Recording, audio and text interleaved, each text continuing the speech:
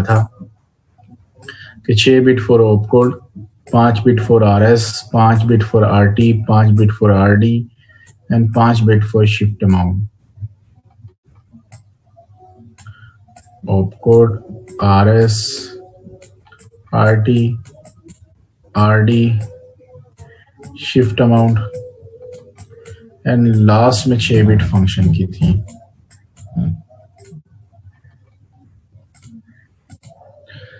तो उसके साथ हमने डिफरेंट कन्वर्जन्स भी की थी इंस्ट्रक्शन के लिहाज से। उसके बाद कुछ शिफ्टिंग इंस्ट्रक्शंस को देखा था कि शिफ्टिंग की इंस्ट्रक्शन कैसे आ सकती हैं। शिफ्टिंग इंस्ट्रक्शंस में हमने कहा था कि अगर कोई नंबर है, ये कोई इंस्ट्रक्शंस है जिसमें $S0 के अंदर 9 नंबर पड़ा है, तो में क्या आना चाहिए, ये वेरीफाई भी किया था हमने। सबसे पहले हम इसका फॉर्मेट देखते हैं। Shift left logic R type की इंस्ट्रक्शन है। मैंने बताया कि जब भी आर टाइप की इंस्ट्रक्शन होगी तो ऑप कोड 0 होगा, तो 6 बिट में यहाँ पर 0 ऑप कोड लिख दिया जाएगा।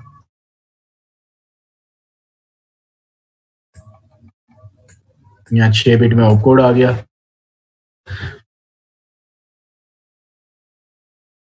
RS नहीं होता क्योंकि सिर्फ एक ही सोर्स रजिस्टर होता है, तो 5 बिट में RS जो है वो 0 हो गया।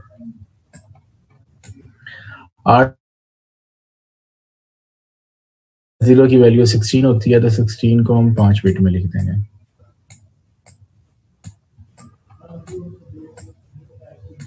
RD $T2 है, $T2 होगा 10 क्योंकि $T0 8 होता है, तो $T7 9, $T2 10 होगा।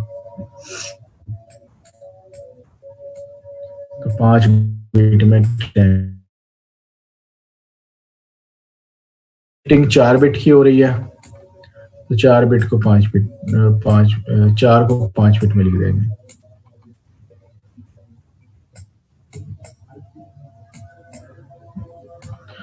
उसके बाद फंक्शन 0 है तो 6 बिट में 0 ही रहेगा।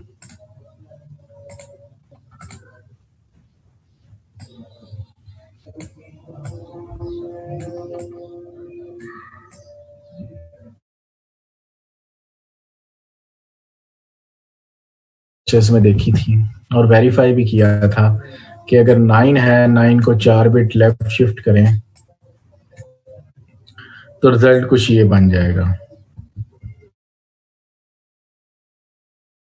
वो हो गया था 9 था तो 2's पावर 4 4 बिट मल्टीप्लाई की। मैंने बताया था मल्टीप्लाई के लिए 2's पावर में लिखेंगे क्योंकि 4 नंबर ऑफ बिट्स होता है, तो आंसर 144 ही आएगा। इसी तरह शिफ्ट राइट लॉजिक हो, शिफ्ट 0 रहेगा। RS जो भी रजिस्टर होगा RS 0 रहेगा। RT जो भी रजिस्टर होगा वो यहाँ आ जाएगा, RD यहाँ आ जाएगा। शिफ्टिंग जितनी यहाँ लिखी होंगी वो आ जाएंगी और उसका कुछ ना कुछ फंक्शन होगा, वो टेबल में चेक कर लेना। आई थिंक सिर्फ 2 फंक्शन होता है, तो वो यहाँ पर आ जाएगा।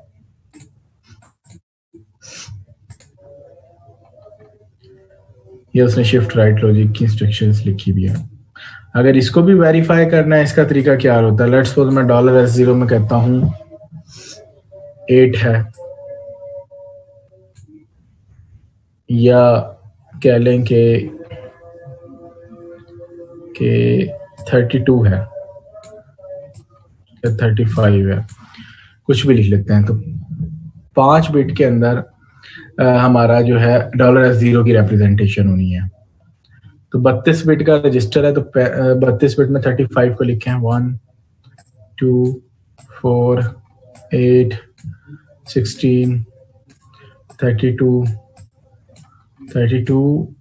प्लस 2 34 प्लस 1 35, ये 35 आ जाएगा। ये चलते रहेंगे, 32 बिट में नंबर जाएगा ये हमारा। ठीक है, अब इसको 4 बिट शिफ्ट करना है राइट साइड पे। राइट साइड कौन सी बनती है, ये। पहले हम लेफ्ट में ये शिफ्ट कर रहे थे। देखिए जब राइट शिफ्ट करेंगे तो ये बिट इधर आकर वेस्ट हो जाएगी, ड्रॉप आउट हो जाएगी। क्या हो रही है, इस साइड में कोई भी सीट नहीं है,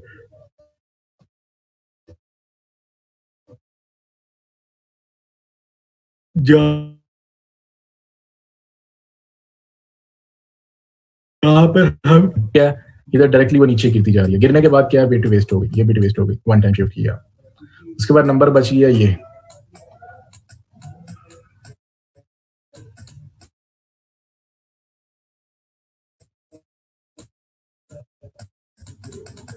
बच गया ये, थर्ड टाइम बिट शिफ्ट की, ये ड्रॉप आउट हो गया, नंबर बच गया 001 और आगे 00 चलते जाएंगे। फोर्थ टाइम शिफ्ट किया, ये नंबर ड्रॉप आउट हो गया, तो 01 बचा हमारे पास, यानी कि बाइनरी हुई, ये 2 की बाइनरी हुई। देखें 2 की बाइनरी होती है ना, तो वेरीफाई भी कर लेते हैं, क्या 35 को डिवाइडेड बाय 4 करें, 4 मीन 2 पावर 4, तो आंसर 2 आता है। तो 2 पावर 4 कितना होता है 16, तो 35 डिवाइडेड बाय 16, देखें 16 डिवाइडेड बाय 32 पॉइंट समथिंग होगा, तो हम फ्रैक्शन के बाद वाली वैल्यू को इग्नोर कर देते हैं, तो सिर्फ 30, तो 2 पर डिवाइड हुआ तो 32 पॉइंट समथिंग बन रहा था, तो 2 यानी कि 35 डिवाइडेड बाय 2 पॉइंट समथिंग बनाइए।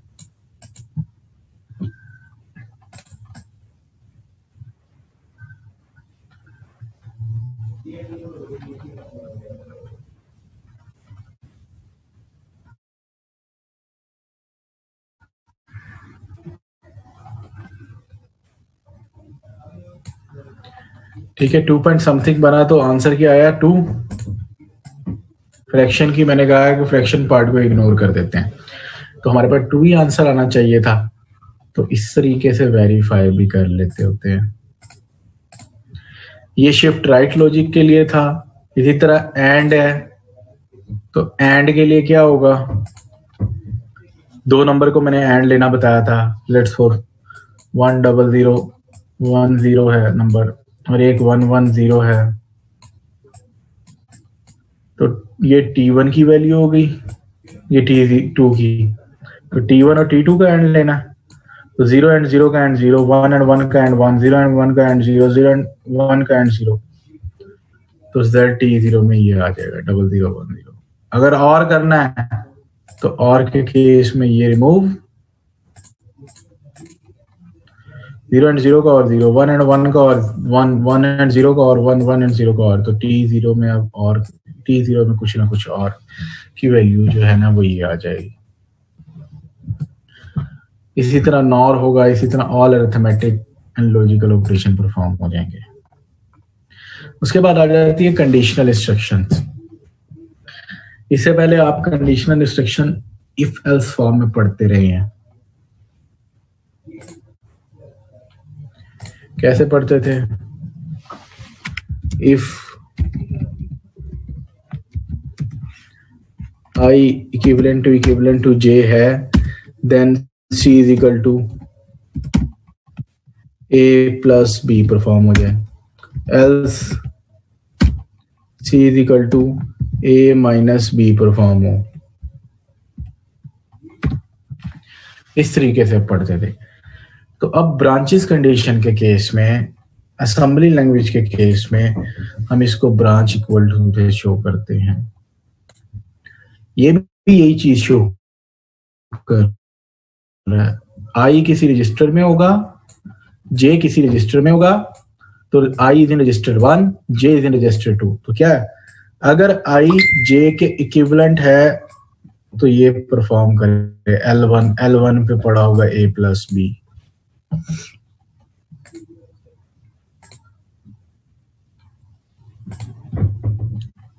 अगर आई जे के, ये इंस्ट्रक्शन क्या कर रही है, ब्रांच नॉट इक्वल टू, इसका मतलब है ब्रांच इक्वल टू, यानी कि दोनों कंडीशन, दोनों वेरिएबल या दोनों रजिस्टर की वैल्यू आई इक्विवेलेंट टू जे है, तो वो लूप 1 पर जाएगी या L1 पर जाकर परफॉर्म करेगा। ब्रांच नॉट इक्वल टू क्या शो कर रहा है, अगर रजिस्टर 1 की वैल्यू रजिस्टर 2 पर नहीं है तब L1 करेगा। तो क्या हो, आई जे के इक्विवेलेंट ना हो तो उसके लिए क्या लिखते थे, इस तरीके से करते थे, इस C equivalent to A plus B perform हो,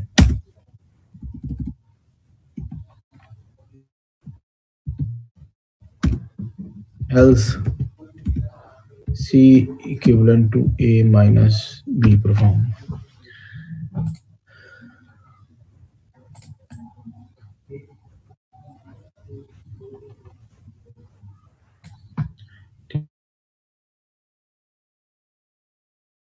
ब्रांच नॉट इक्वल टू के लिए ये ब्रांच इक्वल टू में सिर्फ यहां इक्वल टू आएगा, तो इसमें भी देखिए सिर्फ E और N,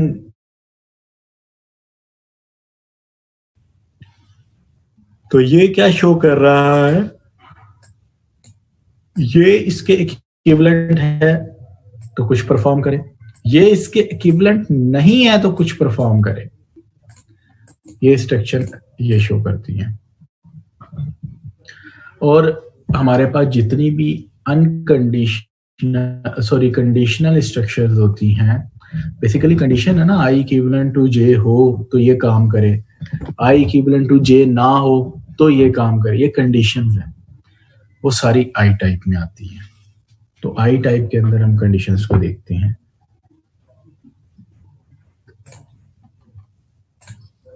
मैं यहां स्ट्रक्चर लिख भी रहा हूं, ब्रांच इक्वल टू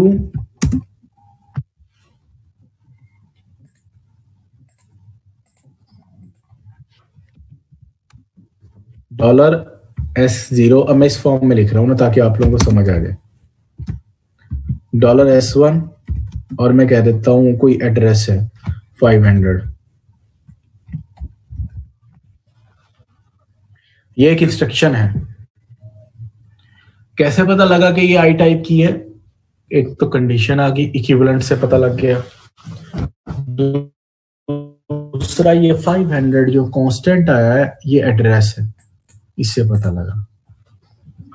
500 जो एड्रेस है इससे मुझे पता लगा, क्योंकि अगर ये एड्रेस ना होता तो मैं इसको आई टाइप में कंसीडर ना कर सकता। तो मैंने लास्ट टाइम आएंगे वो आई टाइप में जाएंगे, तो आई टाइप की इंस्ट्रक्शंस के लिए जरूरी है। तो ओप कोड है, ब्रांच इक्वल के लिए कुछ ना कुछ ऑपरेशन कोड होता है, तो यहां पर 6 बिट में ऑप कोड आ जाएगा। RS है तो $S0 RS, $S1 RT, 5 bit में ये बिट। अब देखिए इमीडिएट कितने बिट में होता था? 16 बिट में होता था, 16 बिट में, तो 500 इन 16 बिट रिप्रेजेंट हो जाएगा। ये जरूरी है कि हम एड्रेस को 16 बिट में ही मेंशन करेंगे। तो उसने आगे बताया हुआ भी है, RS and RT specify register to compare. क्या कर रहे हैं? कंपैरिजन कर रहे हैं। कैसे? $S0 की वैल्यू $S1 के इक्विवेलेंट है, तो इक्विवेलेंट चेक करने के लिए कंपैरिजन करना पड़ेगा, इसलिए उसने वर्ड यूज किया register to compare. What can immediate specify, तो उसने कहा कि 16 बिट में होना चाहिए, तो 16 बिट में हम इमीडिएट को लिखते हैं। उसके बाद PC is 32 bit pointer to memory, जो है वो 32 बिट होता है पॉइंटर मेमोरी में। तो मैंने क्या बताया था कि हम कितने कितने बाइट के डेसिमल पे काम करते हैं? 44, 0, 4, 8, 12। तो मेमोरी को पॉइंट कर रहा है, 4 बाइट का मतलब है 32 bits. So immediate can not specify entire address, तो इमीडिएट तो नहीं एंटायर एड्रेस को स्पेसिफाई कर सकता, ये 16 बिट में है और प्रोग्राम काउंटर 32 बिट में है। 32 बिट कंप्लीट करनी होंगी, वो कैसे करते हैं वो आगे देखते हैं। ये उसने how do we usually use this branches, तो वो कहता है इफ एल्स, डू व्हाइल और फॉर लूप में ब्रांच कंडीशन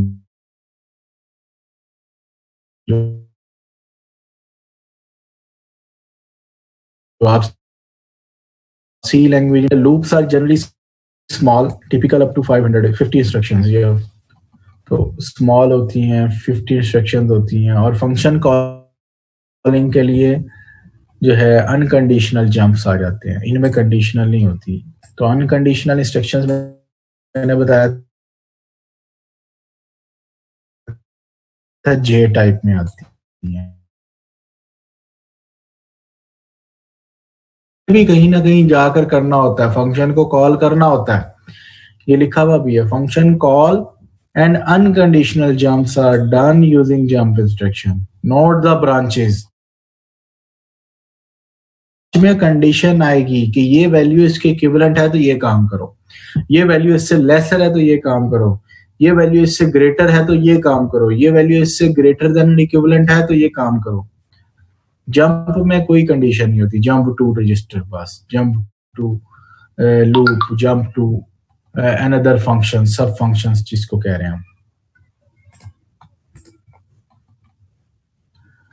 तो अब पीसी रिलेटिव एड्रेसिंग मोड्स आ जाते हैं। इसमें खासा ख्याल करना पड़ता है पीसी रिलेटिव एड्रेसिंग मोड में। देखिए इंस्ट्रक्शन मेमोरी में सारे इंस्ट्रक्शन पड़ी हैं, addition, subtraction, shift left logic, shift right logic, load word या कोई और इंस्ट्रक्शन पड़ी। पहला एड्रेस ऑलवेज 0 होता है, तो इसके लिए फॉर्मूला कौन सा यूज करते हैं, PC+4 का। कितने कितने बाइट के डिस्टेंस पे पड़ी होती है मैंने बताया भी है, बिग एंडियन का कॉन्सेप्ट यूज करते हैं और 4 बाइट का इंक्रीमेंट होता है इन पर। 4 बाइट के डिस्टेंस पे पड़ी होती हैं इंस्ट्रक्शन, 4 बाइट के डिस्टेंस पर इंस्ट्रक्शंस हैं, तो ये अगली इंस्ट्रक्शन क्या होगी, +4 के इंक्रीमेंट पे। ये क्या होगी, +4 के इंक्रीमेंट में। ये क्या होगी, +4 के इंक्रीमेंट में। अब वो कहता है कि अगर ब्रांचेज इंस्ट्रक्शन आ जाएं, तो ब्रांचेज इंस्ट्रक्शन क्या कर रही है,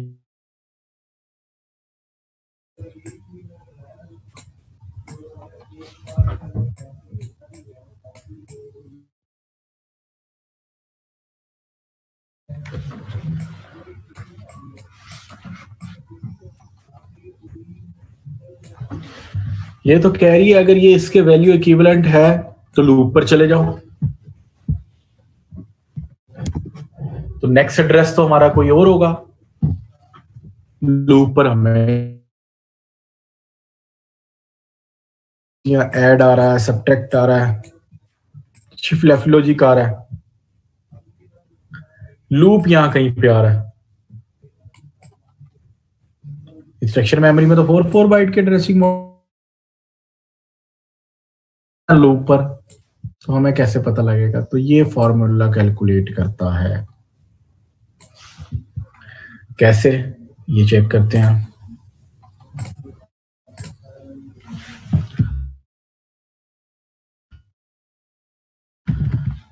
सब्ट्रैक्शन की इंस्ट्रक्शन है, शिफ्ट लेफ्ट लॉजिक की इंस्ट्रक्शन है, यहां पर कोई ब्रांच इक्वल की आ गई, इसको मैं कंप्लीट लिखता हूं।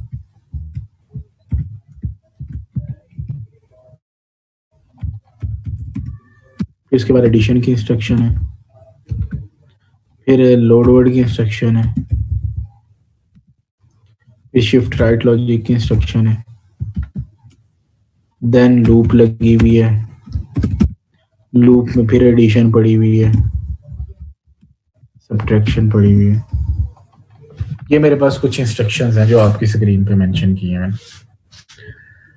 इसका एड्रेस क्या होगा, फर्स्ट का 0। हम जाते जा रहे हैं, +4 का इंक्रीमेंट हो रहा है, अगला 4, उससे नेक्स्ट 8, उससे नेक्स्ट 12। अब देखिए मुझे, अगर तो ये कंडीशन ट्रू हो गई, अब मुझे 16 पर नहीं आना, यहां नहीं रीड करना, ये लेट्स सपोज ये 16 है, मुझे इसको रीड नहीं करना, मुझे तो डायरेक्टली लूप पर जाना है। उसके लिए ये होता है प्रोग्राम काउंटर की वैल्यू जिस पर खड़े हुए हैं 12 प्लस 4 प्लस इमीडिएट एड्रेस, ठीक है, या इंस्ट्रक्शंस स्किप्ड कितनी हुई हुई हैं 1 2 3 इंस्ट्रक्शन स्ट्रिप हैं 3 मल्टीप्लाई बाय 4 तो 4 थी 12 और 12 मल्टीप्लाई बाय 4 कितना होता है 12 प्लस 4 16 प्लस 12 28। तो यहां पर जो एड्रेस होगा इस इंस्ट्रक्शन का 28 होगा।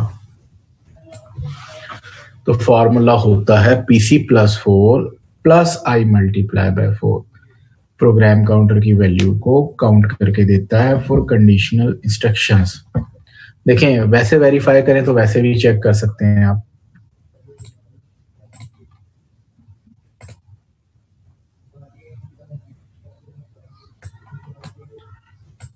थ्री जो है मैं दोबारा रिपीट करता चलो।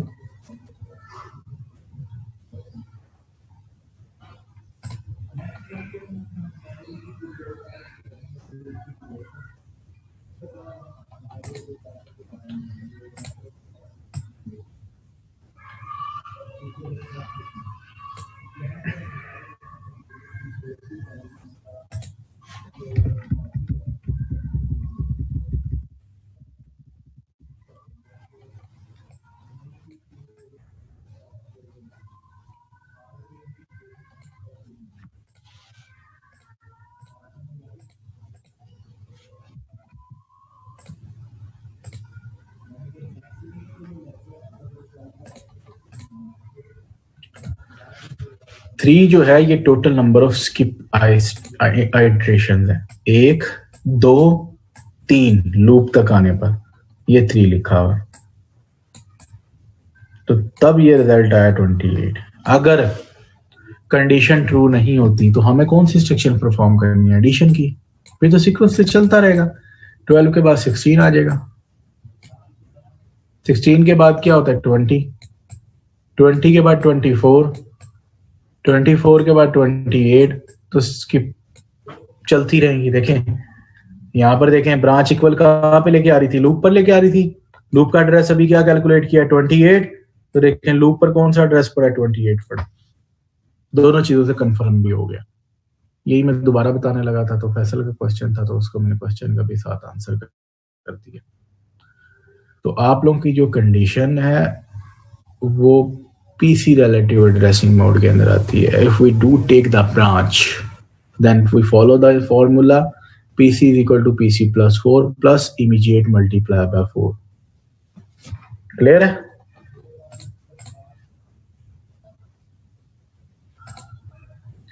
उसने बताया हुआ भी है immediate field specify the number of words to jump which is simpler the number of instruction to jump। Simple immediate क्या है, जो नंबर ऑफ वर्ड्स हैं या number of instructions to jump है। और immediate field can be positive और negative both, ठीक है।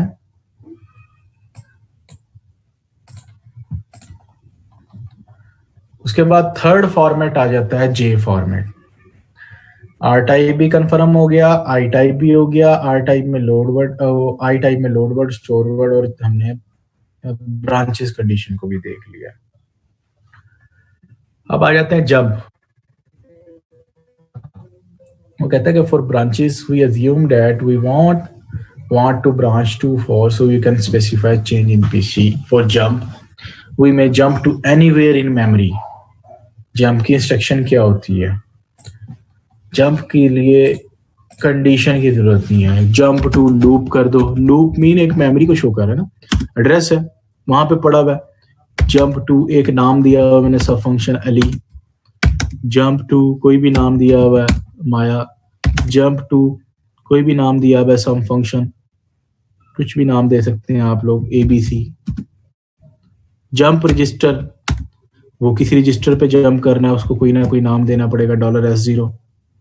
जंप एंड लिंक, ये इंस्ट्रक्शन क्या करती है, जंप करती है आपके फंक्शन पर, लेट्स सपोज एबीसी फंक्शन है, और इसके आगे एक अग्री इंस्ट्रक्शन एडिशन है, ठीक है, इसका एड्रेस भी स्टोर रखेगी। क्यों? क्योंकि वापस देखिए इसमें वापस नहीं आ सकते हैं, एबीसी पे गए बस वहीं रह गए, इसमें वापस नहीं आ सकते, इसके अंदर वापस आ सकते हैं।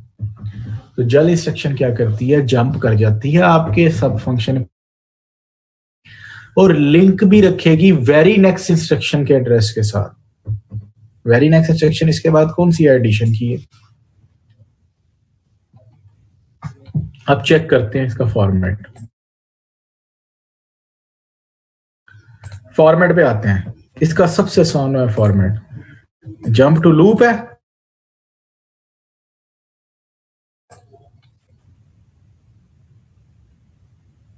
इससे पता लगती है ऑपरेशन कोड से, 6 बिट में ऑपरेशन कोड आ गया। उसके बाद ना कोई रजिस्टर है, ना कोई शिफ्टिंग हो रही है, ना कुछ हो रहा है, सिर्फ एड्रेस दे रहा है। तो बाकी सारा बिट जो बची वो एड्रेस में आ गई, 26 की 26 बिट्स। क्या टारगेटेड एड्रेस इसे कहेंगे, टारगेट पर जाना है तो देखें 26 बिट टारगेट एड्रेस को दे दी। इसका सबसे इजी फॉर्मेट है 6 बिट फॉर ऑपकोड, बाकी 26 बिट बची वो टारगेट एड्रेस। ये हमारे पास जंप के केस में होता है। अब वो एक चीज क्लियर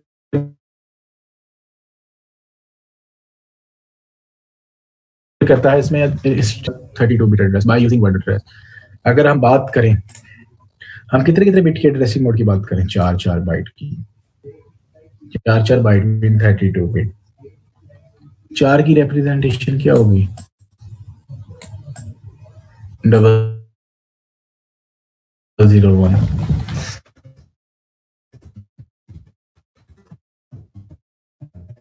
अगली 8 बाइट कुछ ये बन जाएगी, अगली 16 कुछ ये बिट बन जाएगी, आगे 16 के बाद 20, 24 इस तरह आते रहेंगे। देखेंगे ये 2 बिट ऑलवेज क्या हो रही हैं, 0 रह रही हैं। कब? जब हम टारगेट अचीव करने जा रहे हैं, टारगेट ऑफ एड्रेस कर रहे हैं। वो कहता है जब ये 2 बिट भी वेस्ट हो रही हैं, 0 रह रही हैं, क्यों ना इसको भी हम एड्रेस में देते हैं, क्योंकि जितना मैक्सिमम हमें एड्रेस मिलेगा उतना फायदा होगा, हम उतनी मेमोरी एलोकेशन कर सकेंगे। अगर मेरे पास 2 एड्रेस हैं तो सिर्फ 2 मेमोरियों को एलोकेट कर सकूंगा, मेरे पास 1000 एड्रेस है, 1000 मेमोरीज को एलोकेट कर सकूंगा। तो कहता है कि 4 बिट में फिर हम ऑपकोड को रिप्रेजेंट कर देते हैं जबकि जंप के लिए, और बाकी 28 बिट जो है टारगेट एड्रेस को दे देते हैं,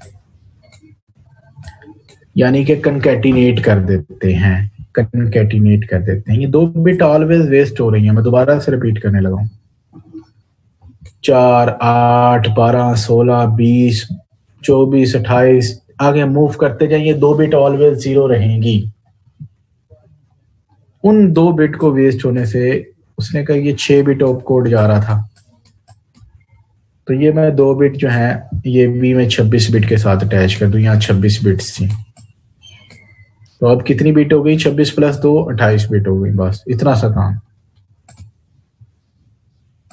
ये उसने यही बताया। तो कनकैटिनेट के लिए वो कहता है कि कनकैटिनेट कर देंगे टारगेट एड्रेस से, तो पीसी प्रोग्राम काउंटर को एलोकेट हो जाएगा 4 बिट जो ऑपरेशन कोड के बाद मिल रही है, ठीक है, 26 बिट जो हमारे टारगेट एड्रेस की थी, 2 बिट जो हम कनकैटिनेट कर रहे हैं, तो 32 बिट एड्रेस हमारे पास आ जाएगा। इस पैरेलल का मतलब है ये 2 लाइंस जो लगी हुई हैं, कनकैटिनेशन, मर्ज करना, जोड़ना, अटैच करना, कनकैटिनेट करना। अब उसने कुछ जो है एक इंस्ट्रक्शंस दी हैं आपको, उसको कन्वर्ट किया और उसको बताया है, कन्वर्ट नहीं किया, बताया कि कौन कौन से टाइप, ब्रांच इक्वल कौन से टाइप की इंस्ट्रक्शन, आई टाइप की। इसका ओप कोड देखे अब पता लग गया, 4 होता है ओप कोड। 2 रजिस्टर होते हैं जिनको कंपैरिजन करना है, एक रजिस्टर 1 RS, दूसरा रजिस्टर RT होता है, बाय डेफिनेशन भी बता रहा है। RD इसमें नहीं होता, शिफ्ट अमाउंट नहीं होता, फंक्शन नहीं होता, जस्ट टारगेट एड्रेस होता है, तो टारगेट एड्रेस आ गया। Branch not equal to I type होता है, इसका ओप कोड होता है 5। एट लेस देन कुछ इस तरीके से इंस्ट्रक्शन होती है, सारे इसमें रजिस्टर होते हैं।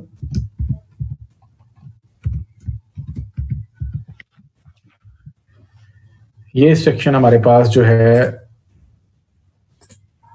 लूपिंग वगैरह के लिए या कंपैरिजन वे के अंदर हम जब चाह रहे हैं, या फिर हमारे पास जो है कंडीशनिंग वे है, तब यूज करते हैं।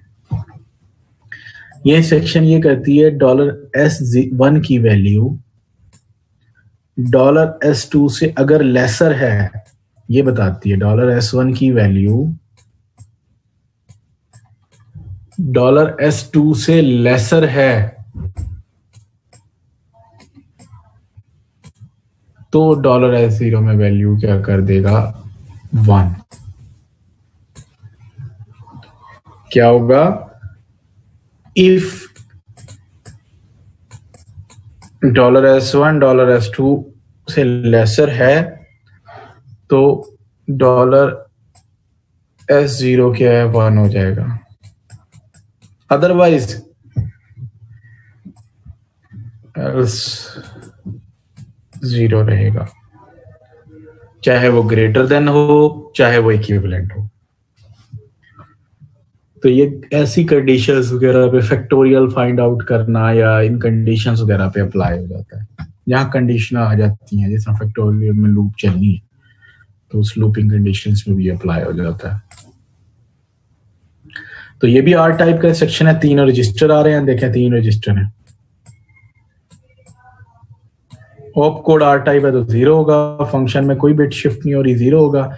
इसका कुछ ना, सॉरी, ऑप कोड ऑलवेज 0 होगा, शिफ्ट अमाउंट में कुछ चेंजिंग नहीं हो रही। फंक्शन में 42 है इसका, फंक्शन चेंज है इसका। और आर टाइप में फंक्शन चेंज होता है, आई टाइप में ऑप कोड चेंज होता है।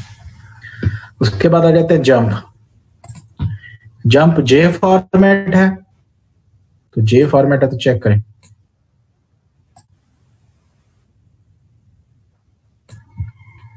कितने बिट में ऑप कोड आएगा, 2 आएगा। 6 बिट में तो हम 4 बिट में रिप्रेजेंट कर लेते हैं, लेकिन 6 बिट्स में ही ऑपरेशन कोड कंसीडर करना है फॉर फॉर्मेटिंग। तो 2 इन 6 बिट, बाकी 26 बिट में एड्रेस आ जाएगा। तो जंप रजिस्टर को देखें रजिस्टर की वजह से इसे आर टाइप में कंसीडर किया है, जेआर को। जेआर इंस्ट्रक्शन कैसी होती है, ये होती है ना, जंप रजिस्टर $S0। अब ये रजिस्टर आ गया $S0, इसलिए ये कौन सी टाइप में आएगा, आर टाइप में आएगा। तो देखें उसने आर टाइप की वजह से ऑप कोड 0 कर दिया, और एक ही रजिस्टर है सोर्स $S0, उसकी वैल्यू कुछ ना कुछ आ जाएगी। $S0 की वैल्यू 16 आती है तो 5 बिट में 16 आ जाएगी। ना $RT है ना $RD है, दोनों 0 हो जाएंगे। शिफ्टिंग भी नहीं हो रही, 0। इसका कुछ ना कुछ फंक्शन होगा, तो फंक्शन 8 आ गया। क्लियर है? ये थे आप लोगों की डिफरेंट इंस्ट्रक्शंस जिनको उसने परफॉर्म किया है, कन्वर्जेंस का वे बताया है। यहाँ तक किसी